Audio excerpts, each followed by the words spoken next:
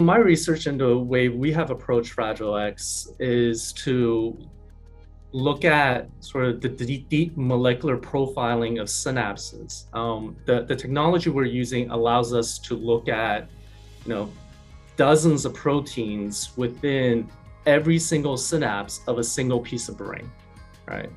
So this way, what we can actually do is we can use the molecular profiles of each synapse and classify them into individual classes. And then we're able to look at the subtypes specifically in terms of how it changes in Fragile X and how different types of drugs given to the animal actually affects these synapses. And so what we actually found is actually really quite fascinating. I mean, a lot of synapses, if you compare the wild type sibling to the Fragile X sibling, are not changed, but there are very distinct subpopulation synapses in very distinct regions of the brain that changes with the loss of the FMRP protein. So I think what you're actually seeing in this case is that we are talking about a developmental disease, right?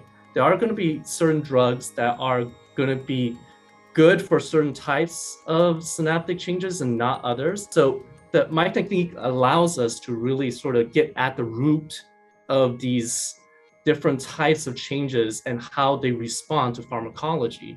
And the goal is to really, right, figure out which mechanisms changes which type of synapses. Can we design synergies with combinatorial treatment to actually get a more complete rescue?